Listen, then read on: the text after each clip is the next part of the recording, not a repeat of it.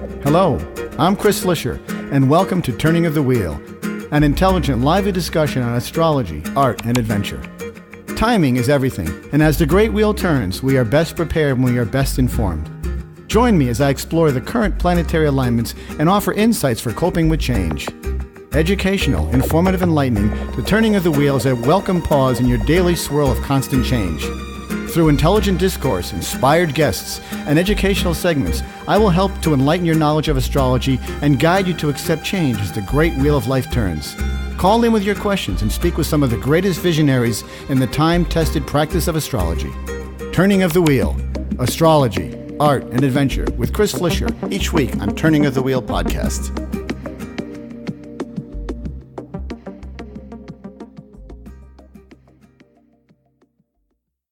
Hello and welcome to Turning of the Wheel. My name is Chris Flisher. As you know, this is a show about astrology. Astrology is a fascinating subject, always has been and always will be, in my view.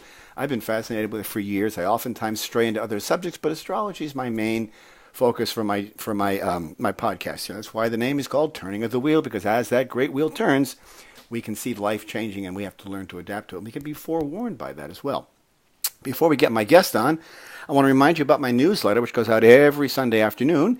In there, you'll find a couple of paragraphs about the mundane aspects that affect all of us on the planet. This is sort of the larger picture of where things are happening in the world today, or that week rather, to come. And then I break it out into individual signs. I encourage you to read your sun sign and your rising sign each week. If you don't know your rising sign, contact me and I'll get it for you. All that is based on your time of birth. So we need the birth date, the birthplace, and the birth time in order to get the precision. And once you get the precision of the astrology, it really is amazing. And then you read your rising sign and your sun sign each week. You put the two together in sort of a cosmic sandwich, I guess, and you'll get your forecast. And it's always right. And people just are amazed by how accurate astrology is. It's not me necessarily, but it's the fact that astrology is so valuable and so prescient and so quick to and amazingly accurate. Without further ado, years ago, when I first started my podcast, and I'm talking about probably about 11 years ago, I was out looking around the internet trying to find people to talk to, and I stumbled upon Marguerite Manning, who's going to be my guest coming on in a few seconds. And we've been on the show. We've done probably 3 or 4 podcasts over the course of the years, but it's always great to have her on. She has a new workshop coming out and a new workbook coming out about the 12th house. So we're going to discuss the 12th house and with her, and we're going to figure out, because the houses can be kind of hard to understand, but the houses are where you are, those are all determined by the rising sign, which is why it's so important to get the rising sign, which brings me back to my point about the time of birth. So I'll stop babbling. Let's get Marguerite on. Marguerite Manning, MargueriteManning.com is her website, and she's here today. So welcome to the show, Marguerite. Great to have you back on. It's wonderful to be back, Chris. 2008 was our first show together. I think we did about 6 of them. And at the time, you are the Iron Man of astrology radio, because at the time, you were one of the only astrology internet live shows on at the time. I think that's right. And the editor at Llewellyn that published my first book, we found when she heard from you, she said, "Oh, you want to get on this guy's show? He's really, really good." And she was very accurate. Oh, that's great. Wow. I can't believe it's been that long. I mean, I think I went on, actually, you were probably on in 2008, but I think I started in 2007, but it doesn't matter. Who cares? We're still here. Right. It was the early part of 2008 because my book was just coming out. Oh, yeah. I thought you were, the way your show was at the time, it seemed very established. So I was. Well, I was on regular, conventional, to what they call terrestrial radio, which means it's, based like good old-fashioned radio. That was what I was on back then. And I stopped doing that because it was too expensive, and so I went to do podcasts. So that kind of brings us up to date. And in this day and age, people listen to, what's great about the podcast is they can listen to when they can listen to it. They don't have to be a slave to the radio or the television. I know. That's on-demand listening is what we all want these days. And I listen to podcasts all the time, so I think it's a great vehicle for that. But listen, let's talk about your new workshop coming out. You're talking about discovering the 12th house and understanding your 12th house and how it relates to you as a person and your karmic sort of destiny. Give us the deep end of what's going on with the 12th house. I want great words. The deep end of the 12th house. I like that. I might use that in the future. No, it's really true. In fact, when I first met you, my very first book was based on my purpose and my passion is finding the soul's past in the birth chart. Like every astrologer, I can do transit astrologies and look forward, but I really felt that message, the things that you find for your clients and listeners about what energies they're coming into, that makes a whole lot more sense if we can see where they came from. Mm-hmm. And when I first moved to Virginia, we visited the Edgar Cayce Institute, the ARE in Virginia Beach, and I was so amazed at how back in the day, he was supposed to be channeling the spirit Ra that walked with Jesus back in the day, and he was incredibly insightful. 1929, he was talking about Septius, this planet Septius and astrology and how it affected us, and I was amazed. And then after Pluto was discovered, then he started referring to Septius as Pluto, because what he was seeing it as the seventh planet from the Earth. Oh. So he was seeing so many things that we have. That's why I say you talk about the turning of the wheel. We have yet to glean all the knowledge that is in this cryptic little diagram of our trade, a map of the birth energies we were born under. So when he said in his readings that, which I found fascinating, Chris, is that the soul, when it comes into each earthly lifetime, this physical realm, it's coming in to be physically successful. But in other words, an honorable human life, one that the body has physically worked for, but the soul can be proud of. Not one or the other, one where there's a combination of the both. And he said when the soul enters this physical existence, it comes in through a portal. And are you ready for this? That lies 30 degrees above the eastern horizon as seen from the birthplace. And what's that? That's what we call, is it any wonder? That's what we call the 12th house. Yeah. And I believe we were taught this ancient science by people, our ancient astrologers got that. I don't know who taught them, but they knew that that's where the soul came in. So by looking at that house, and I put 6 keys in my fundamental and rudimentary keys that I use as a launching off point to do my soul sessions and my karmic counseling sessions. The 6 keys to start unlocking that 12th house, because it's all babble to us. It's not, and people say, oh, I have nothing in my 12th. That doesn't matter. You have a sign on the 12th.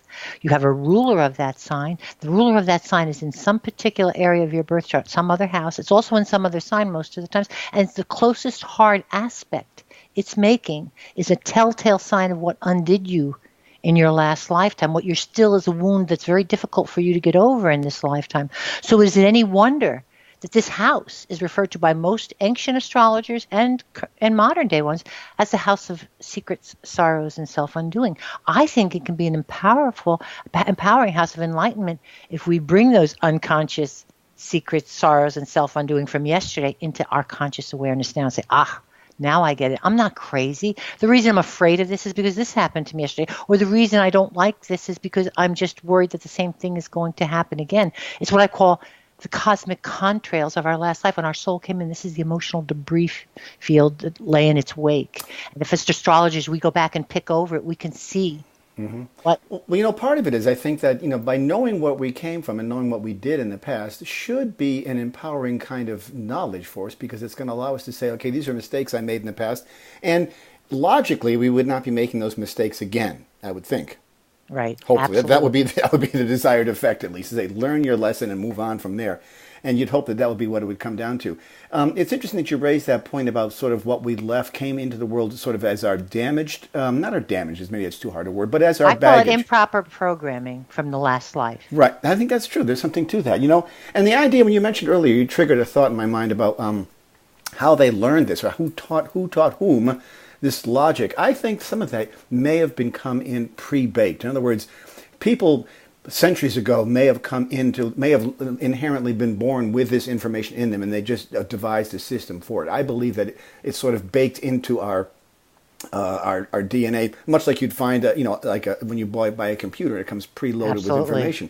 I think that some of that information is there, and we have just been able to adapt it and make it work for ourselves. And as we rise ourselves in consciousness, we find ourselves better to adapt and to understand what this is all about. But the 12th house is always ominous in people. When you talk about the 12th house, people see this and they say, oh my gosh, my son is in the 12th house. What am I going to do? Does this mean I'm destined to doom? Well, of course, we're all destined to doom. But what is the lesson that's there for that person in the 12th house?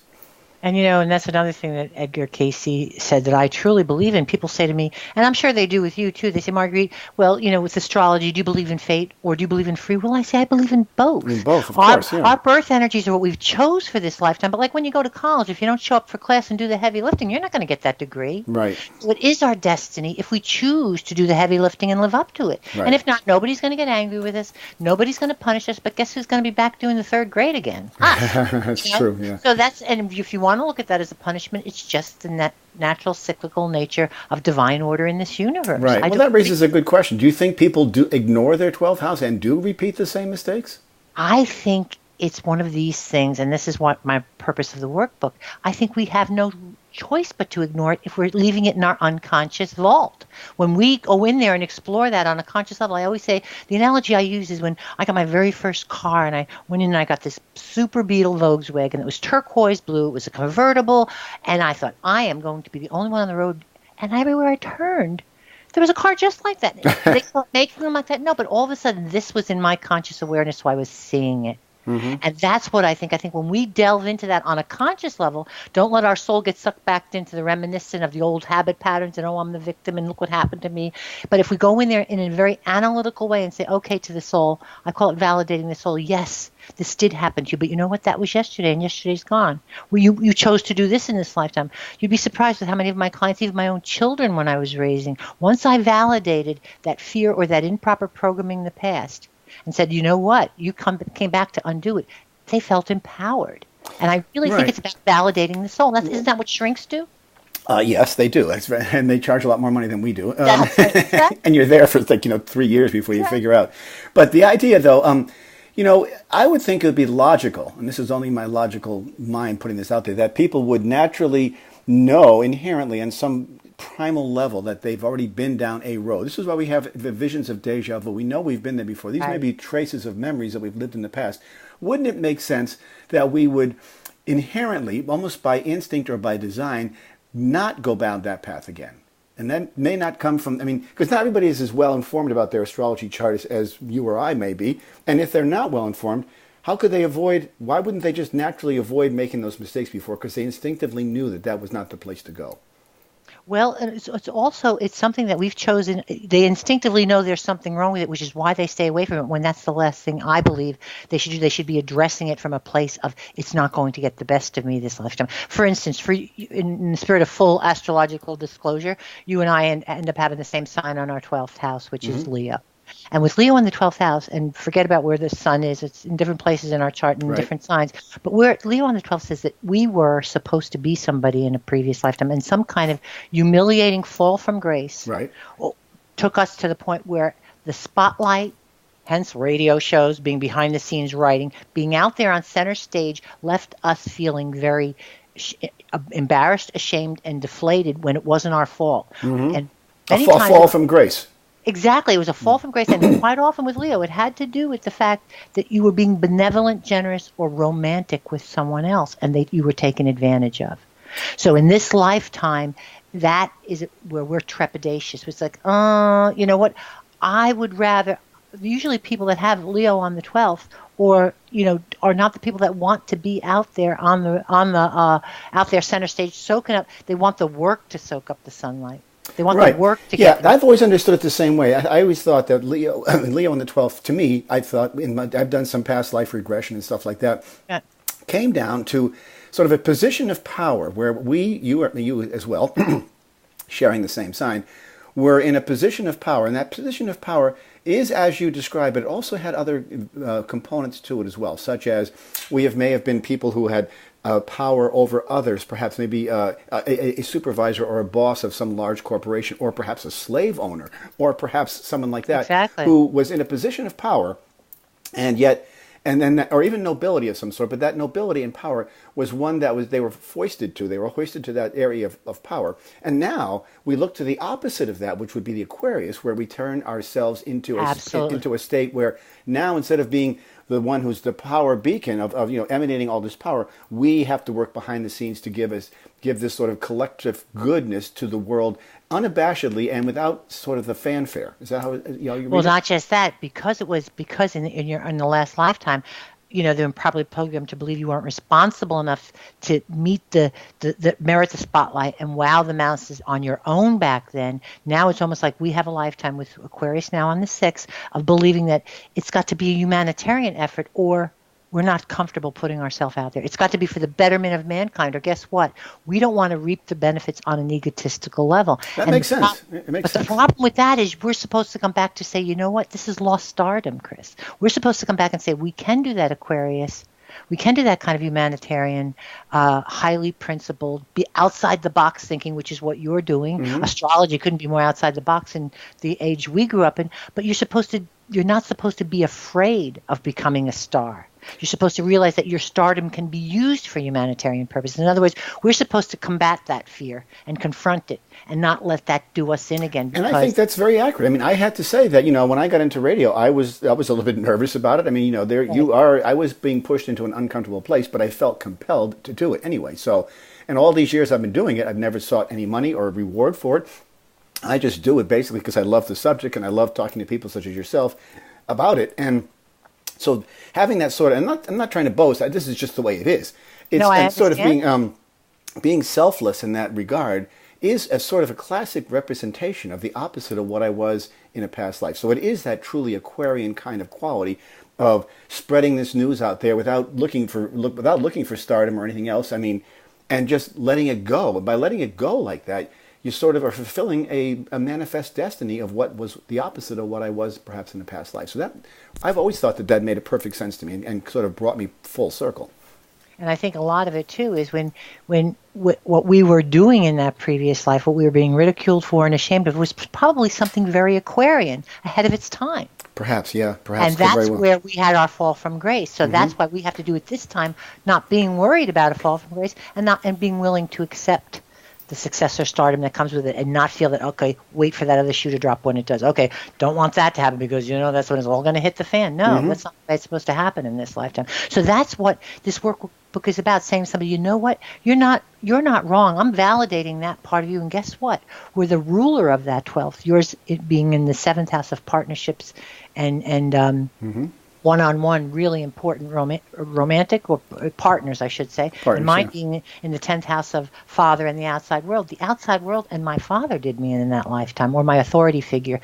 And in yours, it was the person you were partnered up with either professionally or romantically, as in the marriage, that undermined you in that lifetime, whether it was intentional, and that's why you have to go through the chart to find out. Then the who you were, the sign on that 12th house, your ruler is in the same sign. Your ruler is in Aries, as mine is in Gemini, it's our sun sign. So that was who you were in your lifetime. You were a warrior. You were somebody who was really going to be blazing the trail in that lifetime to some degree.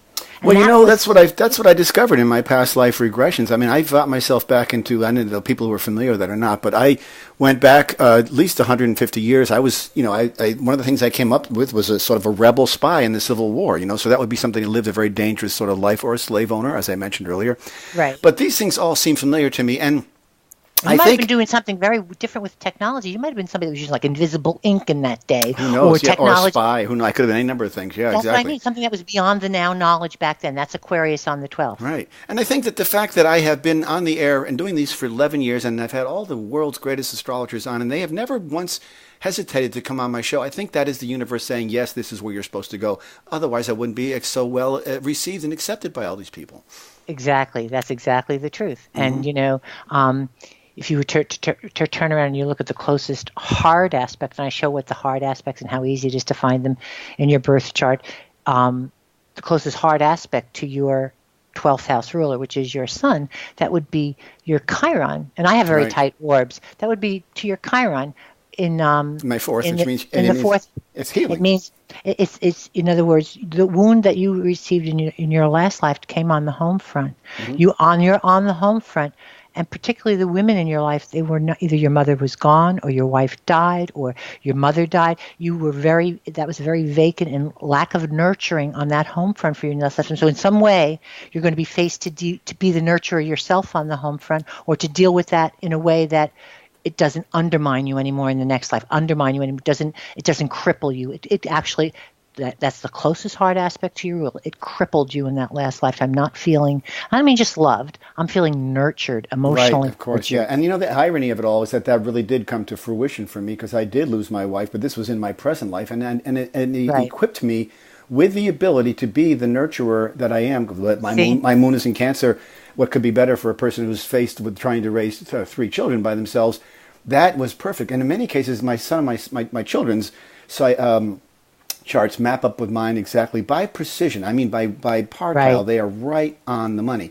Which is it gives you goosebumps, which I think is a wonderful feeling, because that's kind of like your soul is taking shape and saying, yes, you're right about this. But those skills, I think, came to me by the natural order of my birth chart, as if I had been burned in the past, and now my chance came to sort of rectify and redeem myself through that work.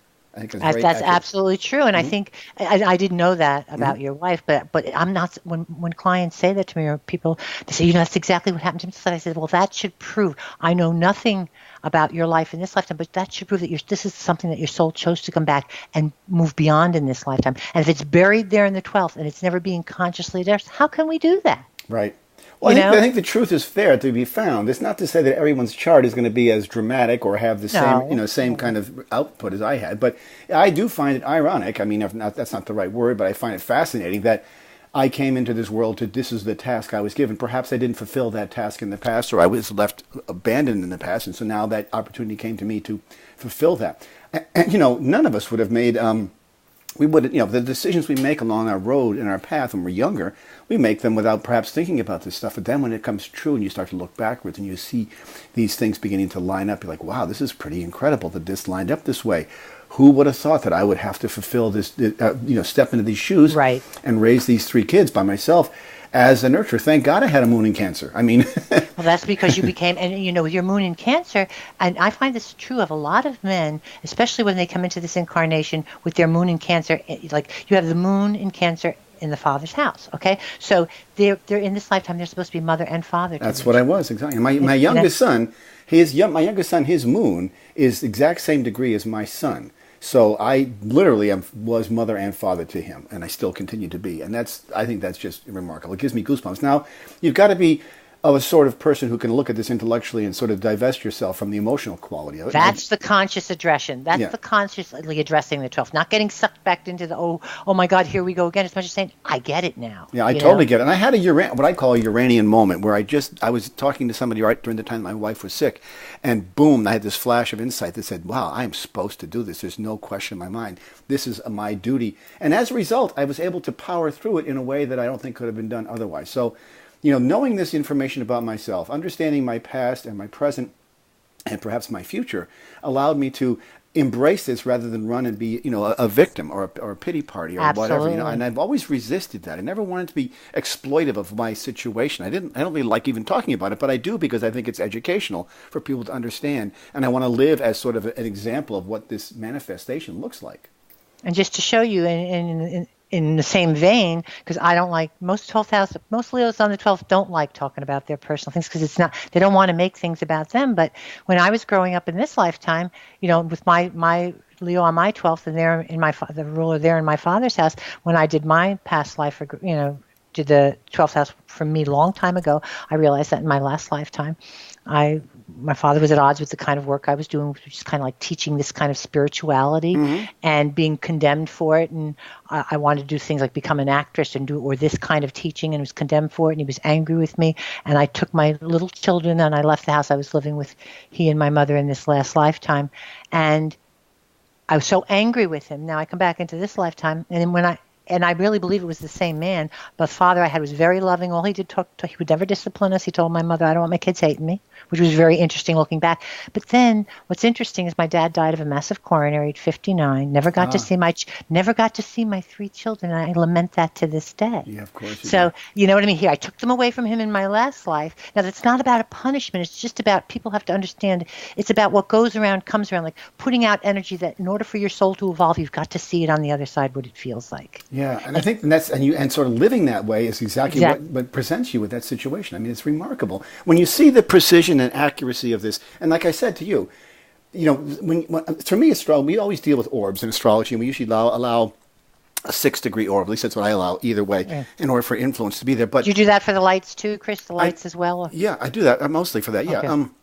But it's always the 6 degrees. I mean, I there's a wide range. Some people say 8, some people say 10. I stick with 6. We all have our own. Me too. That's why I said mine are pretty tight, even for the lights. Exactly. A lot of people give more room for the light. Then I well, that's true. They do. But as a result of that, I find that the precision is there. And then you see when you get degree by degree, it's not just it's 12 degrees to 12 degrees.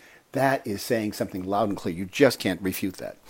No, I agree. And that's what to me is fascinating. People will say to me, maybe they do to you, oh, you're a Gemini or your husband's a Leo and you don't have any Geminis or Leo. But what's really interesting, one daughter of mine has Venus in Gemini, the other daughter has Venus in Leo, and she's more like her dad, and the other one is more like me. So, you have to look deeper into the layers in the chart. Venus represents your children, it represents your loves, the close personal family members. So, it's not like, oh, why aren't your children the same sign as you if they inherit or they're supposed to be with you? There's other markers in the birth chart to show you what you're talking about, to show you the degree and the connection of souls in the chart. Yeah. I think that it's again, I come back to that precision piece. I think that's really what it comes down to, and I think that you want to be, we can interpret astrology in a wide array of ways. We've got to be careful not to dig too deep. I think that when you get into situations where the things just map up perfectly, it's irrefutable. You can't deny it. Right, exactly. And there are certain things that you just can't. Deny. Like when I see a Neptune, no matter what sign it's in when I see a Neptune in the 12th house, this is somebody who was, inevitably, karmically speaking, was in some way so persecuted or so emotionally wounded in their past life. They went so deep to get away from that. They are very psychic in this life. They have a channel to the collective consciousness that none of us, whether they're aware of it or not, that none of us can match. Yeah. And that's why most psychics usually have that Neptune in the 12th. Yes. Yeah, very common. Yeah, it's there, very common, because they understand there's something about it that they just totally get. And it does have a very strong karmic link to it. That's what I love about it. Yeah. Right. It's really fascinating. The quality of the 12th house. Now, I think people look at the 12th house and say, like my youngest son, for example, has his his Pluto is in the 12th house, right on the ascendant. And what sign is on his 12th? It's Scorpio. And so you have to say to yourself, wow, it almost and it does look this way. I mean, this is the thing. You have to say this child was supposed to have lost something valuable in his life, and that's what happened to him. And so it's a very, when you see these kinds of, like I said, that this is the stuff that gives me goosebumps because it's so precise and so right on the money. It's just incredibly enriching. And that's not to say that we all have this drama in our lives. That may not be the case. But you know what? We all have a past. And if it's improperly programmed, it feels like a soap opera to us until we pull it out. So when he has Scorpio on the 12th, his is a backstory of, believe it or not, lost control. That he was a past life of someone fiercely courageous, ingeniously resourceful. And he was destined in that lifetime with Scorpio on the 12th to conquer the terrifying unknown. But he ended up being a lone and unlikely survivor whose life held the promise of his life at that time held the promise of some kind of, could have been in the military, unconditional protection, empowering resources like an inheritance or a legacy, until some type of drastic separation or a life-changing catastrophe. It could have been war, it could have been the death of a parent, left him so psychologically alone and shamefully dependent on the charity of others. He may have ended up in an orphanage. His soul was forced to bury his emotional resolve by kind of suppressing all the secret fears and intense desires that fueled his emotional resolve. Right. So he was improperly programmed to believe he couldn't trust anyone to protect him from imminent danger or treacherous forces. And that seems right. And I think that's where therapy and good work and a sort of self-exploration can really peel back the layers of that sort of emotional onion, for lack of a better term. And so I would say to somebody like that, you get defensive right away because you feel nobody will for you.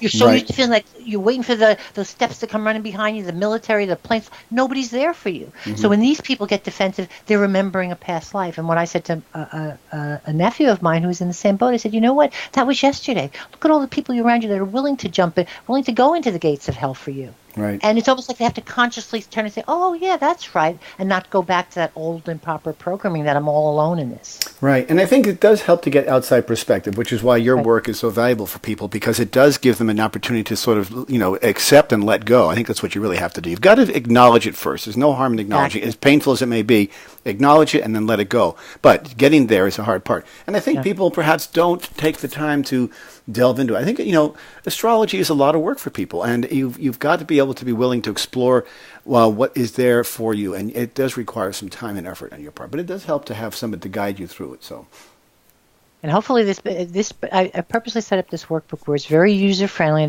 don't take anybody into the weeds. I give the first 6 basic keys of finding the improper programming, the crippling wound, and who you were supposed to be and where you were going in that last life. And then the second part is to do what I do with my clients, to kind of have a soul session where the soul is weighing in on what you found. Absolutely. It's fascinating. We're going to take a quick break here. My guest today is Marguerite Manning, an old friend of mine, an old astrologer friend of mine who I met years ago, and we did our first podcast several years ago. Her website is margueritemanning.com. It's Marguerite Manning, MANNING.com. I encourage you to go check her out. We'll take a quick break. We'll be back, and I want to get some more information about those 6 keys. So let's cue that up for that when we return. I'll be right back. What is your destiny? Where are you going? What is your real purpose? Do you know? Do you want to know? Of course you do.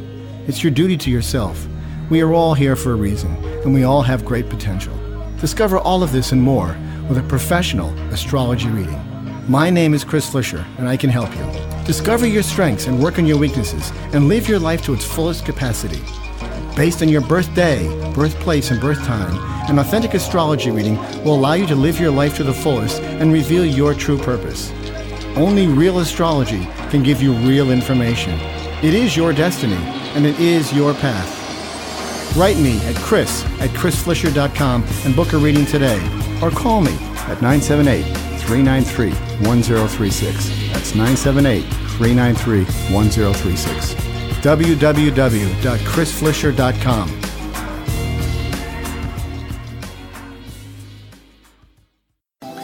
Astrology is the science of spirit, and it can serve as an invaluable aid in making the difficult choices in life and seeking truth in all the directions we choose. It holds the potential to allow each of us to evolve to our highest potential. It is the logic of the universe, the code of existence, and the pathway to true wisdom. It is our duty to draw from it the instructions for our lives and to live them to our fullest potential.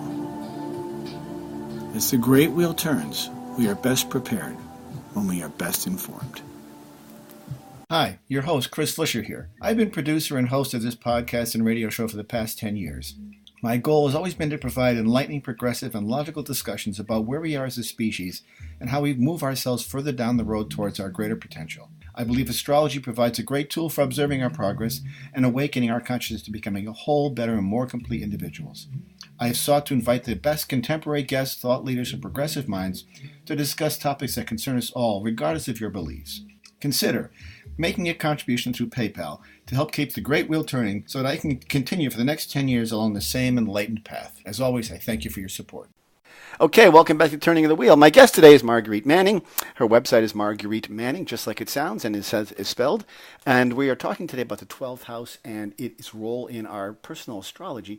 And you mentioned something about the 6 keys just before the break. And I'd love to delve into that a little more. Maybe you could just peel back the layers of that onion for us. Sure. The 6 keys, and with each key in the workbook, you find this key in your own chart, and I have a chart tools guide that helps, beginner-friendly people not get lost in the planets and glyphs and signs. Oh my! So they can find their stuff in the birth chart. But the first key is the sign on your 12th, as we spoke about. Right. And in the birth chart, the sign is identified by the astrological position of the glyph on the 12th house. That's the line in between the 11th and 12th. And in the workbook, this sign unlocks the underlying theme of your previous life, and much kind of like the significance of an Aesop fable, illuminates the moral of your soul's last earthly story. I tell people to think of it as a definitive thumbnail description of yesterday's plot line, with the pivotal loss, self-inflicted guilt, and improper programming included. So the sign gives you that. Key 2 is your 12th house ruler.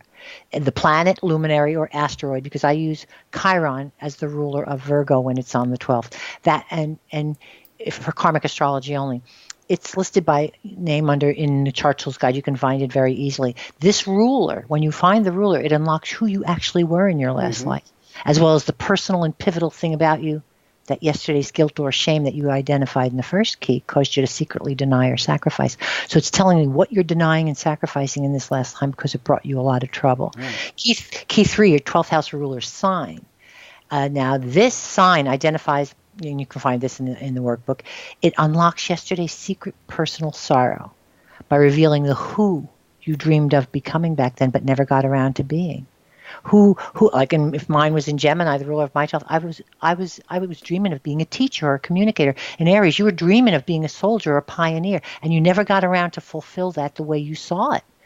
Key 4, your 12th house ruler's house. In the birth chart, again, this I to show you how to identify this house, but in the workbook, it reveals just how your soul was most irrevocably wounded by the loss that was identified in Key 1 and the areas of life that are most affected in the crippling aftermath also in this lifetime. So this is the undoing. If you notice, the first was the secret, the second was the sorrows, and the house is the undoing. What was your undoing in your last lifetime? Wow. Now, Key 5, only 2 more to go. That was your the most difficult aspect, and I show everybody how to find the closest hard aspect to their 12th house ruler. The hard aspect with the lowest number of minutes and seconds, and how to find the tightest orb. Correct. Right. In the workbook, this aspect identifies the single most contributing factor to yesterday's unhappiness.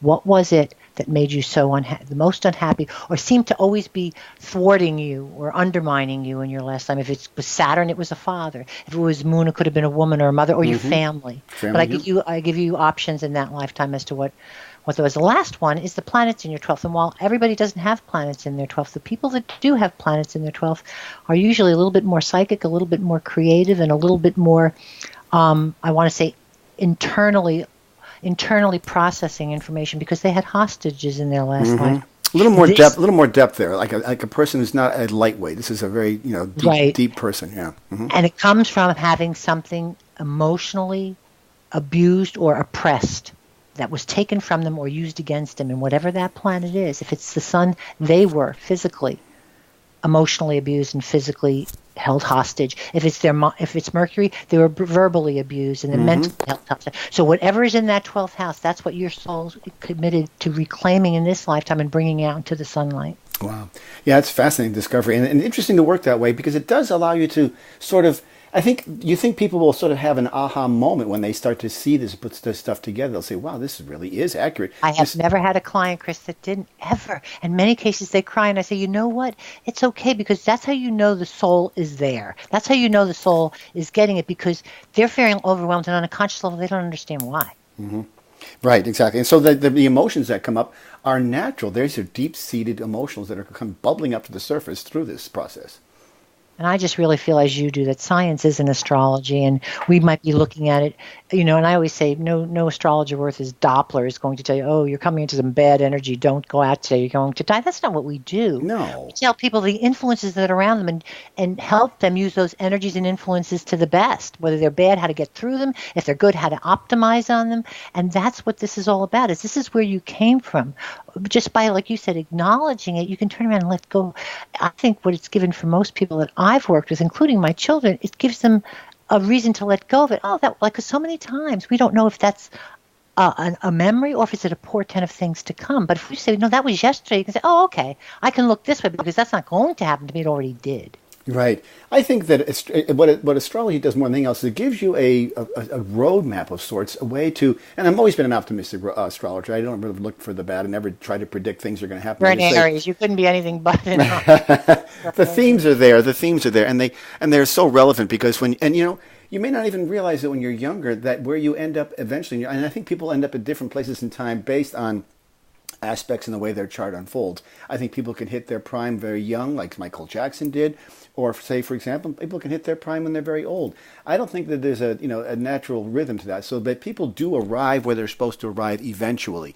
We can't get impatient trying to get there eventually. If I looked back at myself when I was 12 or 13 and thought I was going to be hosting a radio show, I would have said, you're crazy. And yet, absolutely, by fate and by circumstance and by drive and interest and motivation, I ended up here.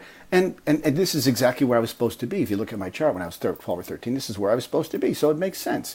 And in that regard, astrology can be incredibly empowering and a vital tool for sort of providing logic and sort of substance around who you are. And did you use it, as I did, to not treat your children the same, but to raise them?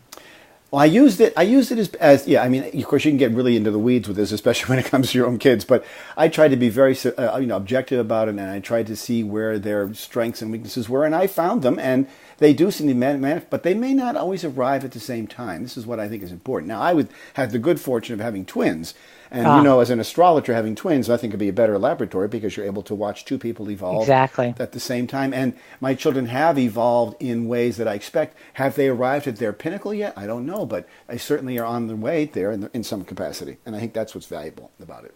What I liked about it, using it as a tool for my children, when I would look at where forget their sun signs, but where were their Mercuries? I knew how they processed information. Yeah. Where was their moon? What did they need from me? Mm-hmm. That didn't mean that they didn't all get the discipline and had to follow the same rules, but how I communicated to each one and the method I used for helping them process the information was very helpful, just to know this was their cosmic DNA. Those signs told me how they learned in a last lifetime to process information or what they needed now. So now I could turn around and try to be the best parent I could, knowing what, not loosening the reins and making one child live up to a standard and not the other, but also just helping them see where it was that I was going. You know? I think it's interesting. I love using Mercury myself as well because, I think more than anything else, and you being a Gemini and me having a strong Virgo presence in my life, we appreciate the power of Mercury. But I think more than anything else is that Mercury provides the vehicle for us to open up our souls and converse. And it's only through the conversation and the mutual interests and the mutual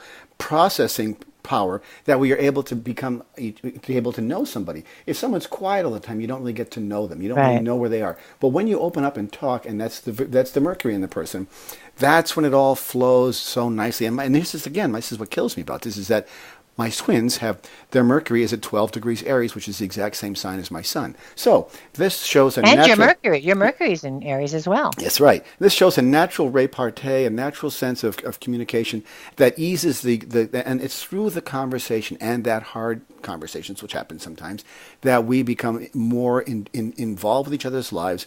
And I always say that, and I say this especially when it comes to couples in particular, that if you want to find somebody, what you really want to find, romance is great and we all love romance and passion and all that, but what you really want in the long run is someone who's going to be there and intellectually stimulate you for the rest of your life.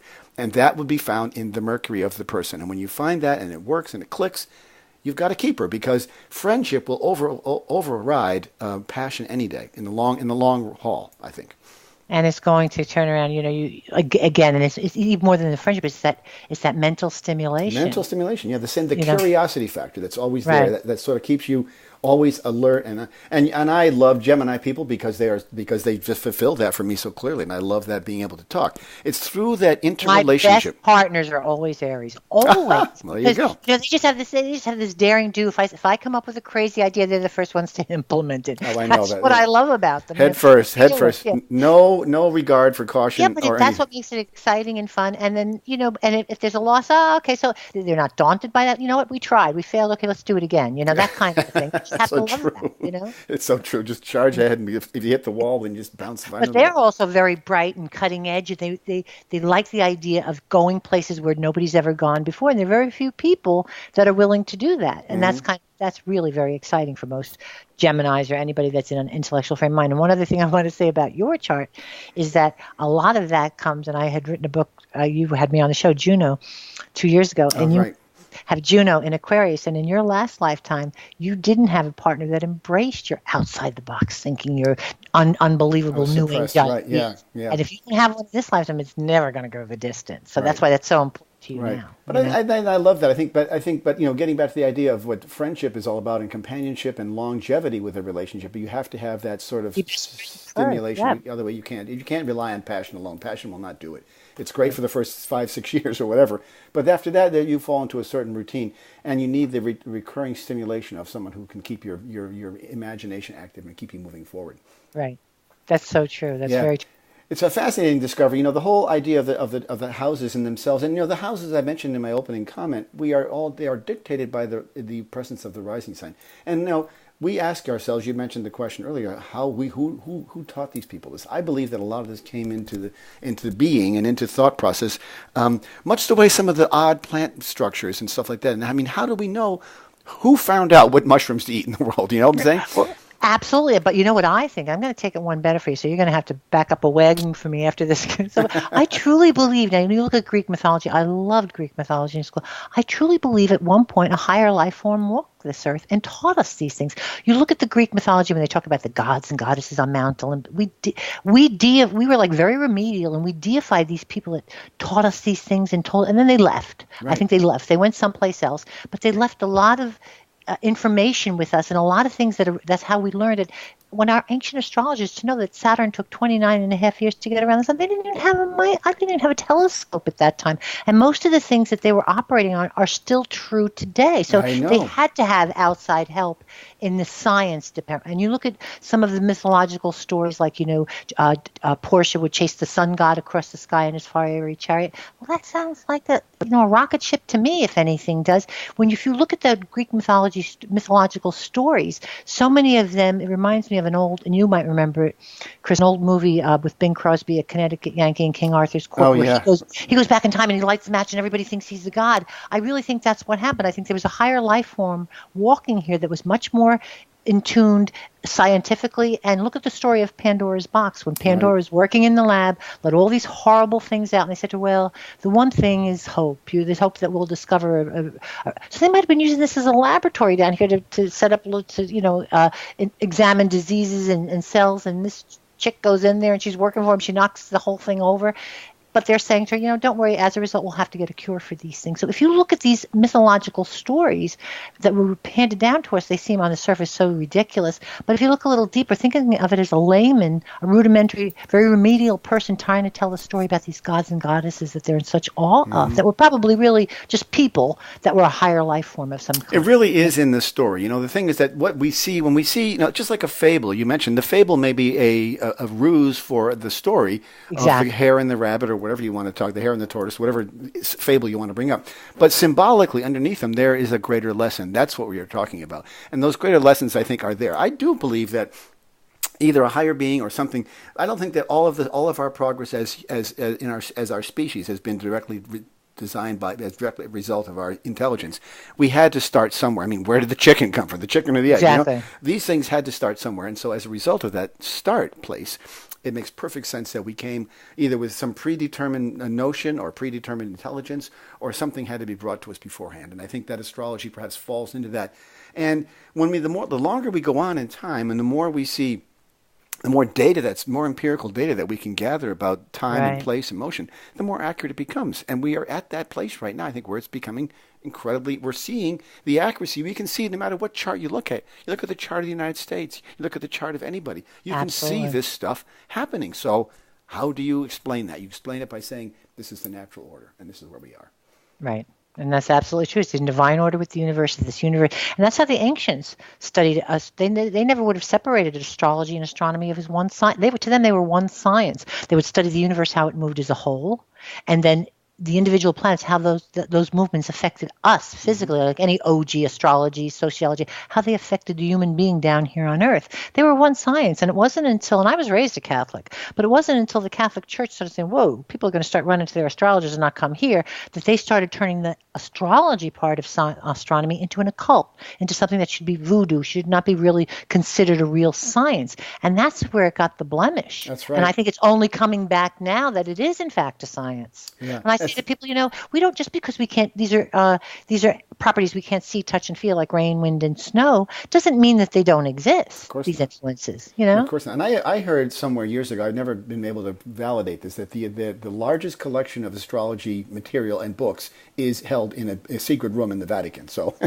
I would believe that. Yeah. I would believe that. Look at Galileo, how he was shunned just for saying that we orbited around the sun. Right, because what astrology does, it gives personal empowerment to an individual, and it robs the church of their ability to be influential. And this is not to be, blasphemous or anything. It's just a simple fact of life. And I was raised in an area, my father was a minister, and he was totally against astrology, and he just thought it was, bunk. And I had never really had the conversation with him later, because we just separated and went different ways. But it's there, and your comment. Tell me, Chris, do you believe it goes against any of the basic teachings of spiritual religion? I don't. I don't think so. No, I don't see it at odds. I don't see it at odds with it at all. I think it's completely in concert, and I don't think it has to be either or. I think it's something you use Right. it as an adjunct. Use it as an adjunct Exactly. tool. Like you're digging a ditch, you need a hoe, and perhaps you need a shovel. You need two things to dig the hole, to dig the trench. And it's the same thing with astrology. And I never understood why people think that if you believe in astrology, I mean, Right. the Presbyterians, for example, they believe in predetermination. They believe in that your life is predetermined. Now, Mark Edmund Jones, who was behind the Sabian symbols in the Sabian Assembly, was a Presbyterian minister, but yet he believed in predestiny. So predestiny is kind of what astrology is, because you look at the chart and you say, here's your strengths, here's your weaknesses. This is a form of predestiny in a way. So They're not mutually exclusive. In other words, like we said, you can have a destiny and still choose not to live up to it. Of course, and that may be that's the free will option. That's where things get dicey. You're right. Exactly. When we get involved as humans, and the analogy that I always use, I say, it'd be like if you're at a stove and your three kids come when you're cooking at the stove, and your three boys come into the kitchen when they're little, and you turn it off and say, no, nobody touch the stove because you're going to get burned if you do. There you are, the higher power telling them what's going to happen. That's just a rule. Yeah. You walk out, two of them listen to the other one, touches it and gets burned, and you walk back and says, you're punishing me. Yeah. And it's not about that. It's about that there are certain laws of divine nature that when we use our free will and go against them, that's when chaos comes in, and that's when we reap the chaos. It has nothing to do with punishment. Yeah, no, it's interesting. Especially the concept of, the sort of and the idea I'm wondering about is if people are born, as you and I believe, they're born with a sort of a charted destiny of sorts. Why don't people, do you think people always live up to that? Or do you think that they are on a sort of a wheel of repetitive mistake making? I mean, and there's a book written a long time ago. I think I might have mentioned it to you, Raymond Moody, Life After Life. And he was talking about, he had interviewed people of all different creeds, all different walks of life, all different religions, every part of the globe that had near-death experiences. And they all talked to him about the same thing, this beautiful, wonderful, warm being of light that communicated with them on a different level. They all saw their life. They went over their life with them, hence our life flashes before us. But this being wasn't judgmental. It was like, all right, you didn't do so well there, but maybe next time. Or you did a really good job here. That was wonderful. It was supportive, encouraging. They didn't want to come back. But the being said to them, or the universal mind said, okay, you are going back. Or my belief is then when we die and we're going into the next life, the being says to us, the universal mind says, okay, what do you want next time? I say, okay, give me relationships 101. So the universe in its infinite wisdoms put all the information and math into this big giant universal computer, and when every single planet is in line for the right influence for me to live up to the lesson so that I can get that relationships 101, boom, my soul is dispatched to this planet. That's why, of course, the birth energies we were born under reflect our destiny. Now, are we going to stand there and once we get down here and do the heavy lifting of living up to them? That's what we chose. So, okay, we don't. But again, the universe in its infinite wisdom is never angry if we don't. Just says, okay, you have to do it over. And that's why I believe, Chris, that some souls are more evolved than others. Well, because they came back at a higher bit. They decided to do the heavy lifting in their last right. lifetime, and they might be 3 lifetimes ahead of us. Like in other words, it's not a race. It's just till we get it right. Mm-hmm. And I think that the idea of being enlightenment comes to people through various ways. I mean, some people may have tragic experiences which open them up. Some people may just stumble upon it. Some people may be more curious than others. I think that there's a certain charm that's in there that helps people discover this. And I think that the discovery process, which I think astrology is key in finding, allows you to step into that and actually live that role, being much more informed as opposed to sort of just ignoring it. You may just chalk it up as, well, that's just life, and go on your way, poor pitiful me. But if you step into it and acknowledge that it's going to happen and embrace it, it's almost a way of saying you're going to graduate sooner, or you've already graduated in some way. Right. Absolutely. I agree 100% with that. And that's very, very interesting. And I think we're just finding out more about, people say to me, why don't we remember our last life? And but Edgar Cayce addressed that. He said, you don't want to get paralyzed by your last life either. Because it's backwards looking. Right. But it is there in the memory bank to remind your soul. It's almost like having a program card back there, so that it's like your blood. You have a potential in your blood and your DNA, and it's the same thing. This is what it's going to draw these influences to you, this program board, so that you can live up to those energies. And I have found out that many times in this lifetime, we spin our wheels feeling, why me, poor me, I guess I'm fated for this. When if we turned around and said, you know what, I'm actually born to these parents because I had them in the last lifetime, and this time I said I was going to do something different. I think that's empowering. Yeah. You know? And the idea of being a composite of your parents, because we all are, we're sort of a hybrid where you got a little bit of our mother, a little bit of our father in us.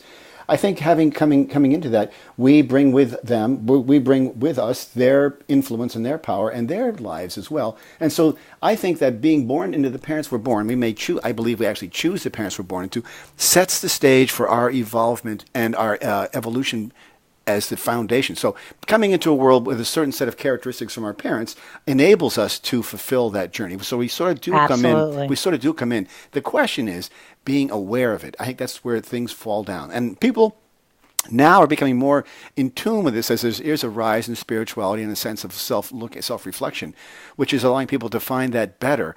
I think that's an important piece. I think that it's the discovery of this that may be pointing to the evolution of the species as a whole, because the more we are informed about our past and where we came from, and this kind of knowledge, this information you're giving us, allows us to step into the next stage easier. I think that's part of having our antennas attuned right. And another thing I have discovered in karmic astrology, which you might already be aware of, but was very enlightening to me, was the universe doesn't work in time the way that we do, and it doesn't work forward in the way we do. So we have to have a different way of looking at things and being a little bit more flexible in our thought and our thinking. And what I realized is that we came into this world, we have parents, and our biggest problem, if we have them with our parents, is we deify them. Mm-hmm. And then we find out one day the idol had clay feet. How dare they be human? And what I found out is that many times we're here to teach our parents, not the other way around, on a spiritual level. So we are actually, the soul coming to the parents are actually a little, like your children are a little bit more evolved than you in some particular area that you've chosen to learn from them. Please don't tell them that. No, I wouldn't dare. Don't you tell mine either. But the thing is, that's how can our parents not fall short? Well, of course. I think that the child is the father of the man, as they say, and right. and the children do provide. They do teach us things that we wouldn't know about ourselves, not about them, about us. About us, exactly. And it's only through that process of procreation that we actually really step into that. People who don't have children perhaps have to come to that a much different route in some way. Right. Absolutely. They probably get there some other way. But I do believe that children bring it. Interestingly enough, my 3 sons are all earth signs. I got 2 Tauruses, the twins, and a Capricorn. And for me, who has very little earth in his chart, except for my rising sign, I find that to be incredibly grounding. They have grounded me in ways I could never have been otherwise, and given me that sense of responsibility to provide for them, be there for them. And it's made me a much better human being, I think, as a result. Maybe they may not agree with me on that part, but at least they do now. They're older now. I agree. I think that, that's very, very typical of what the lessons we find in our children. My 3 children, I have a double cardinal, a double fixed, and a double air. And I'm like, so I was like, so I'm not just getting a little, I'm getting it. Both guns with each one, and that's an eye opener, And with my son, he's with his Aquarian sun and his Taurus moon, you talk about immovable. Yeah. Unless it's something where it's for a friend or he wants to do something very, humanitarian for somebody, or it's very different. It's just really eye opening as a parent to think that. I always say to my girls when she had her daughter. Children show you who you are versus who you think you are, right. And that's the big difference. And I love that. I think that's a wonderful thing. Right. And there's nothing wrong with being fixed, because being fixed, I in some ways, part of me loves the fixity of what a fixed sign does, because they sort of know where they're going. There's no ifs, ands, or buts. They have their eyeball on the ball, and they're just going to follow through. And I love that. It's kind of, very... It's admirable to me. They're the ones you want to leave in charge of the store for sure. No kidding. Exactly. Because they're going to get it. Their idea. Yeah. They're going to get the job done, and they're going to do it right. And they're going to stick with their opinions, which I think is admirable as well. And I like, the Aquarians... I just had a grandchild who's an Aquarius, and he's going to, I see him as being, I see a lot of Aquarius babies being born now, and it makes me wonder, is this a wave of the future? Because the Aquarians, exactly. Yeah. These are the ones who will think outside of the box and be very big and collective, and they'll embrace the world. They won't be so self-centered. And, they'll have the sense... My son he's the only child I have that never tattled on his sisters. Never met a person he didn't like. And no matter how much in trouble he was when he was little, he could be in trouble and come out when he's a little boy with the tears still in his eyes to tell me a joke. The girls were not like that. They held their grudges for a while when I was angry with them. But this is what I mean about an Aquarian. It's over. It's over and done. They're very easy to get along with. They are, and I love the fact that they're more outward focused as opposed to being inward focused. This is why, and I think that it's interesting that in this age of Facebook and stuff like that, where people are so inwardly focused on themselves, that this is a shift. And Facebook may be the straw that breaks the camel's back and forces us all to run back and say, listen, let's stop looking at ourselves so much, because it's such an abomination. It's such a proliferation of of the same thing over and over again. Me. I think that Facebook, in its own way, is slapping it right in our face, saying, stop looking in the mirror so much and look outside. And I think that as a result of that forcing function, it may allow us to be more collective in our approach to the world. And it's very true. I also claim that, when my kids were little, I forced them to write thank you notes and things like this, because really socializing is a tool of the past for the youngest generation. And I really think that what Facebook is forcing us to do is say, you want to substitute a real social community for a cyber one. Mm-hmm. And that isn't always what it seems to be sometimes. It's not always real. Sometimes it's founded on really wet ground, or it's a house of cards. It's not you're not dealing with who you think you're dealing with. So there's nothing like getting out in your community and really meeting people. Face to face is where it's at. And exactly. I think that they will find. I've got several of my sons and their friends have gotten off Facebook. And these are all millennial kids who were raised in this era. They're just like, I don't want to be anything to do with that. They just run away from it, which I find to be very encouraging. I'm not saying I'm not a Facebook hater. People hear me talk about Facebook a lot. I just find it to be such an unusual phenomenon that is so indicative of our times and of our leader, of this sort of this narcissistic sense of who I am, who people are. And we all use it for marketing. We have to. We've got to get out there. We're sort of in this world. We're forced to use it. But I think as a tool overall, it is less helpful than it is helpful. I think because it removes us from that sense of face-to-face contact, laughter, sharing meals, doing things together as real human beings. It's what we're meant to do. It's like the telephone. The telephone is a wonderful tool, but if you start getting emotionally involved with every message you're sending, it stops becoming a tool. Mm-hmm. And I think that's the problem with Facebook. It was a wonderful tool for connecting when networking, when you wanted to do things, you had projects, but to use it to suffice as friendships in a community of people that you can rely on and your best friends, I don't think that's possible. It's a false reality. It's just not real. It's just not real. Well, anyway, we have run out of time, as I thought we would. I knew we would. We could talk for another hour, no problem. But and we'll do it again. Okay, I learned a lot today. I love your insights about the 12th house. I think it's fascinating. My guest today has been Marguerite Manning. Her website is margueritemanning.com.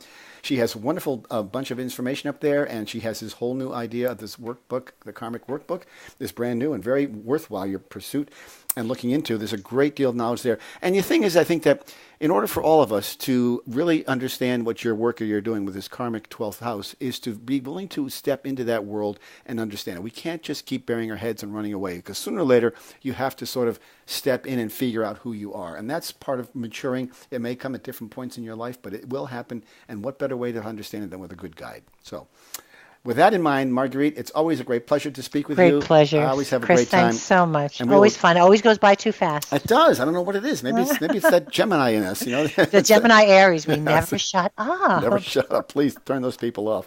Anyway, thanks, Marguerite. It's been great talking to you today. You too. You've been listening to Turning of the Wheel with your host, Chris Flisher.